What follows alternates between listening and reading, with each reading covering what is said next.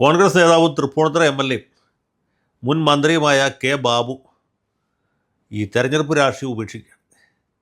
അദ്ദേഹം ഇനി തെരഞ്ഞെടുപ്പിൽ മത്സരിക്കാനില്ല എന്ന തീരുമാനം നേരത്തെ കൈക്കൊണ്ടിരുന്നു. ഈ കഴിഞ്ഞ ദിവസം വിവരം രേഖാമൂലം ഹൈക്കമാൻഡിനെയും അറിയിച്ചു.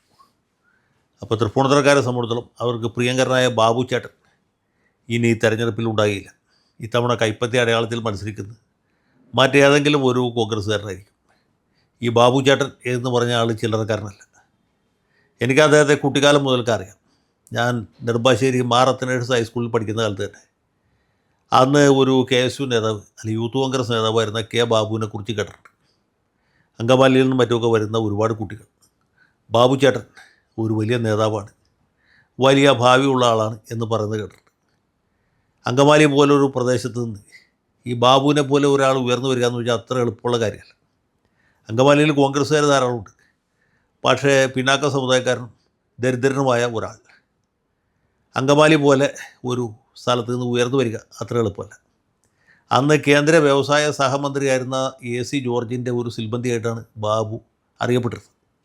അദ്ദേഹം കാലടി ശ്രീശങ്കര കോളേജിൽ വിദ്യാർത്ഥിയായിരുന്നു. അന്ന് സ്പോർട്സ് താരമൊക്കെ ആയിരുന്നു എന്ന് കേൾക്കും. കോളേജ് വിദ്യാഭ്യാസം അവസാനിപ്പിച്ച് പുള്ളി സജീവ രാഷ്ട്രീയത്തിൽ മുങ്ങാങ്കുഴി ഇട്ടു. അദ്ദേഹം ആദ്യം മത്സരിക്കുന്ന അങ്കമാലി മുനിസിപ്പാലിറ്റിയിലേക്കാണ്. അങ്കമാലി പഞ്ചായത്തായിരുന്നു. മുനിസിപ്പാലിറ്റി ആക്കിയതിന് ശേഷം നടന്ന ആദ്യത്തെ തെരഞ്ഞെടുപ്പിൽ 1980 അദ്ദേഹം വിജയിക്കുന്നു, മുനിസിപ്പൽ ചെയർമാനാകുന്നു. അന്ന് വളരെ ചെറുപ്പമാണ്. ഈ കത്തോലിക്കർക്ക് വലിയ പ്രാമുഖ്യമുള്ള അങ്കമാലിയിൽ ഈഴവ സമുദായക്കാരനായ ഒരാൾ ചെയർമാനാകാന്ന് വെച്ചാൽ ഒട്ടും എളുപ്പമുള്ള കാര്യമല്ല. കേരള വത്തിക്കാനിൽ ഹൈന്ദവ പുരോഹിതനോ എന്ന് ചോദിച്ച് ചില കോൺഗ്രസ്സുകാർ, കേരള കോൺഗ്രസ്സുകാരൊക്കെ നോട്ടീസ് അടിച്ചിറക്കി എന്ന് കേട്ടിട്ടുണ്ട്. പക്ഷേ അതൊന്നും അദ്ദേഹത്തെ തടയാൻ പ്രാപ്തമായില്ല. അദ്ദേഹം അങ്കമാലി മുനിസിപ്പാലിറ്റിയുടെ ആദ്യത്തെ ചെയർമാനായി. കാലാവധി പൂർത്തീകരിക്കാൻ കഴിഞ്ഞില്ല. അപ്പോഴത്തേക്കും മുന്നണി സംവിധാനത്തിലൊക്കെ വലിയ മാറ്റം വന്നു. അദ്ദേഹം രാജിവെക്കെ ഉണ്ടായിട്ടു. പിന്നീട് നിയമസഭയിലേക്കാണ് അദ്ദേഹം അംഗം കുറിക്കുന്നത് 1991. കോൺഗ്രസിൻ്റെ യാതൊരു ജയസാധ്യതയില്ലാത്ത തെരഞ്ഞെടുപ്പ്. കാരണം നായനാർ സർക്കാർ കാലാവധി പൂർത്തീകരിക്കുന്നതിന് മുമ്പ് നിയമസഭ പിരിച്ചുവിട്ട് തെരഞ്ഞെടുപ്പ് നടത്തുന്നു. ജില്ലാ കൗൺസിൽ തെരഞ്ഞെടുപ്പിൽ വലിയ ഭൂരിപക്ഷം ഇടതുപക്ഷത്തിന് കിട്ടിക്കഴിഞ്ഞു. മാത്രമല്ല സീറ്റ് തൃപ്പൂണിത്തുറയാണ്. തൃപ്പൂണിത്തുറ എന്ന് പറയുന്നത് എറണാകുളം ജില്ലയിലെ ഏറ്റവും അധികം CPM-കാരുള്ള ഒരു മണ്ഡലമാണ്. സിറ്റിംഗ് MLA വിശ്വനാഥ മേനോനാണ്. അദ്ദേഹം വളരെ വളരെ പോപ്പുലറാണ്, ധനകാര്യമന്ത്രിയാണ്. പക്ഷേ ബാബുവിൻ്റെ ഭാഗ്യം എന്ന് പറയുന്നത് ഒന്ന്, വിശ്വനാഥ മേനോൻ പാർലമെൻറ്റിലേക്ക് മത്സരിക്കാൻ തീരുമാനിച്ചു. രണ്ടാമത്തേത് പൊതുവെ തെരഞ്ഞെടുപ്പിൽ മത്സരിച്ചാൽ ജയിക്കാൻ ബുദ്ധിമുട്ടുള്ള ആൾ എന്നറിയപ്പെട്ടിരുന്ന MM ലോറൻസ് തൃപ്പൂണിത്തുറയിൽ സ്ഥാനാർത്ഥിയായിട്ട് വന്നു. അപ്പോൾ രണ്ടാമത്തെ ഗുണം. മൂന്നാമത്തേത് സാമുദായികമായ ചില അടിയൊഴുക്കുകളുണ്ടായി. ലോറൻസ് ചേട്ടൻ ആ കാലത്ത് നടത്തിയ ചില പരാമർശങ്ങൾ തൃപ്പൂണിത്തുറയിലടക്കം എറണാകുളം ജില്ലയിലെ ഈഴവ സമുദായ അംഗങ്ങൾക്കിടയിൽ ഒരു വിപ്രതിപത്തി ഉണ്ടാക്കി. ബാബു ആണെങ്കിൽ ഈഴവ സമുദായക്കാരനാണ്. അതുകൊണ്ട് ജയിക്കില്ലായിരുന്നു. ഇതൊക്കെ ഉണ്ടെങ്കിലും ജയിക്കാൻ ബുദ്ധിമുട്ടായിരുന്നു. പക്ഷേ തെരഞ്ഞെടുപ്പിന് തൊട്ടു മുമ്പ്, തെരഞ്ഞെടുപ്പ് വോട്ടെടുപ്പിൻ്റെ തലേ രാത്രിയിൽ രാജീവ് ഗാന്ധി ബോംബ് പൊട്ടി മരിച്ചു. തെരഞ്ഞെടുപ്പ് 3 ആഴ്ചയ്ക്ക് മാറ്റിവെച്ചു. ആ 3 ആഴ്ച കേരളത്തിലെ എല്ലാ കോൺഗ്രസ്സുകാരും ആത്മാർത്ഥമായിട്ട് ഉണർന്ന് പ്രവർത്തിച്ചു. ബാബു അടക്കമുള്ള സ്ഥാനാർത്ഥികൾ ഈ ചിതാഭസ്മ കലശവുമായിട്ട് ബൂത്താന്തരം പ്രചരണം നടത്തി. അങ്ങനെ ബാബു വിജയിച്ചു, ലോറൻസ് ചേട്ടൻ തോറ്റു. അങ്ങനെയാണ് ബാബുവിൻ്റെ ആരംഭം. പക്ഷേ സ്ഥലം തൃപ്പൂണിത്തുറയാണ്. അടുത്തുള്ള തെരഞ്ഞെടുപ്പുകളിൽ ജയിച്ചോളുന്ന ഒരു നിർബന്ധമില്ല. പക്ഷേ ബാബു അടുത്ത 5 കൊല്ലം കൊണ്ട് അവിടെ പിടിച്ചു കയറി എന്ന് മാത്രമല്ല ഒരു പ്രതിഭാസമായിട്ട് മാറി. ബാബു ചേട്ടൻ എന്ന് പറഞ്ഞാൽ എല്ലാവർക്കും പ്രിയങ്കരനായി. കോൺഗ്രസ്സുകാർക്ക് മാത്രമല്ല, മാർക്സിസ്റ്റുകാർക്കും പ്രിയങ്കരനായി. എല്ലാ കല്യാണത്തിനും, എല്ലാ അടിയന്തരത്തിനും, എല്ലാ ചാത്തത്തിനും, എല്ലാ നൂലുകെട്ടിനും ബാബു ചേട്ടൻ, എല്ലാ മനസ്സമ്മതത്തിനും, എല്ലാ മരിച്ചടക്കിനും ബാബു ചേട്ടൻ. അങ്ങനെ ബാബു ചേട്ടൻ തൃപ്പൂണിത്തുറയുടെ ഒരു വികാരമായിട്ട് മാറി. പിന്നെ ഇദ്ദേഹത്തിന് വലിയൊരു കഴിവെന്ന് വെച്ചാൽ ഇപ്പോൾ കണ്ടവന് 10 കൊല്ലം കഴിഞ്ഞ് 15 കൊല്ലം കഴിഞ്ഞ് കണ്ടാലും പുള്ളി ഓർക്കും, പേരെടുത്ത് വിളിക്കും. നമ്മൾ അവസാനം കണ്ടത് ഇന്ന സ്ഥലത്ത് വെച്ചല്ലേ എന്ന് ചോദിക്കും. അപ്പോൾ ഈ ചോദിക്കപ്പെടുന്നവൻ മറന്നുപോയിട്ടോ. പക്ഷേ ബാബു മറക്കുകയില്ല.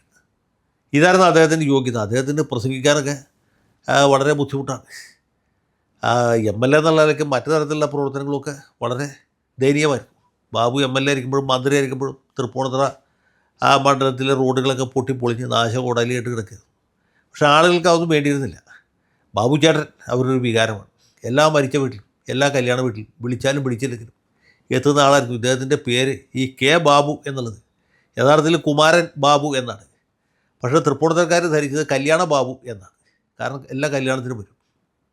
അങ്ങനെ കല്യാണ വീടുകളുടെ മരിച്ച വീടുകളുടെയൊക്കെ ഒരു പ്രതീകവും പ്രതിരൂപവുമായി മാറിയ ബാബു പിന്നീട് മാർക്സിസ്റ്റ് പാർട്ടി പല പല സ്ഥാനാർത്ഥികളെ മാറ്റി മാറ്റി പരീക്ഷിച്ചു. ഗോപി കോട്ടമുറിക്കൽ മത്സരിച്ചു, തോറ്റുപോയി. ചന്ദ്രപിള്ള മത്സരിച്ചു, തോറ്റുപോയി. നമ്മുടെ മുതിർന്ന നേതാവ് രവീന്ദ്രനാഥ് മത്സരിച്ചു, വലിയ തരംഗമായിരുന്നു. VS തരംഗത്തിൽ പോലും ബാബുവിനെ തോൽപ്പിക്കാൻ പറ്റിയില്ല. അതിനുശേഷം വേറൊരു വലിയ അപകടം കൂടി സംഭവിച്ചു ബാബുവിനെ സംബന്ധിച്ചുള്ളൂ. ഈ തൃപ്പൂണിത്തുറ മണ്ഡലത്തിൻ്റെ അതിരുകൾ മാറി. മാർക്സിസ്റ്റുകാർക്ക് പ്രാമുഖ്യം ഉണ്ടായിരുന്ന തൃപ്പൂണിത്തുറയുടെ സ്ഥാനത്ത് മാർക്സിസ്റ്റുകാർ മാത്രമുള്ളൊരു തൃപ്പൂണിത്തുറയായിട്ട് മാറി. അതായത് തൃപ്പൂണിത്തുറ മണ്ഡലത്തിൻ്റെ മാർക്സിസ്റ്റുകാർ കൂടുതലുള്ള ഭാഗങ്ങളും പള്ളുരുത്തി മണ്ഡലത്തിൽ മാർക്സിസ്റ്റുകാർ കൂടുതലുള്ള ഭാഗങ്ങളും കൂടി ചേർന്ന് പുതിയ തൃപ്പൂണിത്തുറ വന്നു. ബാബുവിന് തന്നെ താല്പര്യം ഉണ്ടായിരുന്നില്ല. ബാബു തൃക്കാക്കരയിൽ മത്സരിക്കാനാണ് ആഗ്രഹിച്ചത്. പക്ഷേ ഉമ്മൻചാണ്ടി ഒരു പണി കൊടുത്തു. ഉമ്മൻചാണ്ടി സ്വന്തക്കാരനായ ബെന്നി ബെഹനാനെ തൃക്കാക്കരയിൽ നിർത്തിയിട്ട് ബാബുവിനോട് തൃപ്പൂണിത്തുറയിൽ മത്സരിച്ചോളാൻ പറഞ്ഞു. ബാബു അല്ല വേറെ ആരാണെങ്കിലും അണ്ടം പൊളിച്ചു പോയത്. പക്ഷേ ബാബു അതിനെ നേരിട്ടു. CM ദിനേശ് മണിയാണ് എതിർ സ്ഥാനാർത്ഥി. വോട്ടെണ്ണി കഴിഞ്ഞപ്പോൾ ദിനേശ് മണി തോറ്റു, ബാബു ജയിച്ചു. അപ്പോൾ ബാബു മന്ത്രിയുമായി. ബാബു 5 കൊല്ലം കേരളത്തിൽ എക്സൈസ് മന്ത്രി. എക്സൈസ് മാത്രമല്ല കേട്ടോ, അദ്ദേഹത്തിന് ഫിഷറീസും തുറമുഖ വകുപ്പും കൂടി ഉണ്ടായിരുന്നു. ഞാനത് ഓർക്കുന്ന 2 കാരണങ്ങൾ കൊണ്ടാണ്. ഒന്ന്, എറണാകുളത്ത് മുജാഹിദുകാരുടെ ഒരു വലിയ സമ്മേളനം നടന്നപ്പോൾ ബാബു ആയിരുന്നു അതിൻ്റെ അധ്യക്ഷൻ അല്ലെങ്കിൽ ഉദ്ഘാടനം കെ ബാബു അടിയിൽ ഫിഷറീസ് മന്ത്രി എന്നാണ് കൊടുത്തത്. കാരണം മുജാഹിദുകാർക്ക് മദ്യം ഹറാമായതുകൊണ്ട് എക്സൈസ് മന്ത്രി എന്ന് ഇദ്ദേഹത്തെ വിശേഷിപ്പിക്കാൻ പറ്റുമായിരുന്നില്ല. ഇനി ഇതിനേക്കാളും രസകരമായൊരു സംഭവമുണ്ട്. ഇത് ആലുവയിലെ അദ്വൈതാശ്രമത്തിൻ്റെ ശതാബ്ദി നടക്കുമ്പോഴാണ്. അവിടെ ഉദ്ഘാടകൻ കെ ബാബു വരും. അദ്ദേഹത്തിൻ്റെ അടിക്കുറിപ്പ് കെ ബാബു തുറമുഖ വകുപ്പ് മന്ത്രി എന്നാണ്. അപ്പോഴാണ് ഇദ്ദേഹത്തിന് ഒരു തുറമുഖ വകുപ്പുണ്ട് എന്ന് മനസ്സിലായത്. കാരണം ഈ ശിവഗിരിയിലെ സ്വാമിമാർക്ക് മദ്യവും പറ്റില്ല, ഫിഷറീസും പറ്റില്ല. അതുകൊണ്ട് പുള്ളിയെ തുറമുഖ വകുപ്പാക്കി പരിവർത്തനപ്പെടുത്തി. ആ ചടങ്ങിൽ ഞാനും പങ്കെടുത്തു. ഇപ്പോൾ കൃത്യമായിട്ട് ഓർക്കുന്ന ഒരു കാര്യം ഇതാണ്. ബാബു തുറമുഖ വകുപ്പ് മന്ത്രിയാക്കുമ്പോഴാണ് ഈ വിഴിഞ്ഞവുമായി ബന്ധപ്പെട്ട കരാർ ഒപ്പിടുന്നത്. പിന്നെ വിവാദം മുതലായ സംഗതികളൊക്കെ ഉണ്ട്. ഈ നമ്മുടെ KM മാണി സാറിൻ്റെ കസേര തെറിപ്പിച്ച വിഖ്യാതമായ ബാർക്കോഴ വിവാദമൊക്കെ ഉണ്ടാകുന്ന ആ സമയത്താണ്. അത് കഴിഞ്ഞ തെരഞ്ഞെടുപ്പിലാണ് ബാബു തോറ്റുപോയത്. പലരും വിചാരിക്കുന്ന ബാബുവിനെ തോൽപ്പിച്ചത് സ്വരാജാണെന്നാണ്. സ്വരാജാണ് ജയിച്ചതെന്നുള്ളത് ശരിയാണ്. പക്ഷേ ബാബുവിനെ തോൽപ്പിച്ചത് BJPക്കാരും നരേന്ദ്രമോദിയുമാണ്. മധ്യ കേരളത്തിൽ നരേന്ദ്രമോദി പങ്കെടുത്ത ഒരേ ഒരു തെരഞ്ഞെടുപ്പ് യോഗം തൃപ്പൂണിത്തുറയിലായിരുന്നു. അന്ന് BJP സ്ഥാനാർത്ഥിയായിട്ട് പ്രൊഫസർ തുറവൂർ വിശ്വംഭരൻ മത്സരിച്ചു. ഈ വിശ്വംഭര മാഷിന് തൃപ്പൂണിത്തുറയിൽ വിപുലമായ ശിഷ്യസമ്പത്തുണ്ടായിരുന്നു. പിന്നെ BJPക്കാരനാണെങ്കിലും ആർക്കും ഒരു ആക്ഷേപം പറയാൻ പറ്റാത്ത ആളായിരുന്നു വിശ്വംഭര മാഷ് കണ്ടമാനം വോട്ട് പിടിച്ചു. ക്രമാതീതമായി BJPയുടെ വോട്ടുകൾ വർദ്ധിച്ചപ്പോൾ ബാബു തോറ്റുപോയി. പിന്നെ ഒരു ചെറിയ കുഴപ്പം കൂടി പറ്റി. ഈ മണ്ഡലത്തിലുള്ള ചില ആത്മാർത്ഥ കോൺഗ്രസ്സുകാർ ഇദ്ദേഹത്തിന് പാരപണിഞ്ഞു. ഈ കോൺഗ്രസ്സുകാർക്ക് ഭൂരിപക്ഷമുള്ള പ്രദേശങ്ങൾ, പ്രത്യേകിച്ച് കുമ്പളം, മരട് മുനിസിപ്പാലിറ്റി, ഇവിടെയൊക്കെ ബാബു പുറയിലായി പോയി. അങ്ങനെയാണ് അദ്ദേഹം തോറ്റത്. പക്ഷേ അടുത്ത തെരഞ്ഞെടുപ്പിൽ ബാബു വീണ്ടും തൃപ്പൂണിത്തുറയിൽ അംഗം കുറിച്ചു. അദ്ദേഹം വലിയ മത്സരം കാഴ്ചവെച്ചു. സ്വരാജിനെ തോൽപ്പിച്ചു. സ്വരാജിനെ തോൽപ്പിച്ചത് ബാബുവാണ് എന്ന് പറഞ്ഞാൽ പൂർണ്ണമായിട്ട് ശരിയല്ല. സ്വരാജിനെ തോൽപ്പിച്ചത് സ്വരാജ് തന്നെയാണ്. അപ്പോൾ ബാബു ജയിച്ചു എന്ന് മാത്രമേ ഉള്ളൂ. പിന്നെ ശബരിമല അയ്യപ്പനുണ്ട്. അയ്യപ്പസ്വാമിയുടെ ശക്തമായ അനുഗ്രഹം ബാബുവിനും ശക്തമായ എതിർപ്പ് സ്വരാജിന് നേരിടേണ്ടി വന്നു. ഏതായാലും നമ്മുടെ കേരളത്തിലെ വിജയിച്ച ഒരു രാഷ്ട്രീയക്കാരനാണ് ബാബു. അദ്ദേഹത്തിൻ്റെ ഒരു വലിയ പ്രത്യേകതയായിട്ട് ഞാൻ കാണുന്നത് അദ്ദേഹത്തിൻ്റെ എളിമയും വിനയവും ആളുകൾ ഓർമ്മിച്ചു വെക്കാനുള്ള കഴിവും, അതുപോലെ നിയമസഭയിലാണെങ്കിലും പുറത്താണെങ്കിലും ഒക്കെ ഉള്ള കലവറയില്ലാത്ത പെരുമാറ്റവുമാണ്. പുള്ളിക്ക് ശത്രുക്കളായിട്ട് ആരും തന്നെ ഉണ്ടാവും എന്ന് എനിക്ക് തോന്നുന്നില്ല.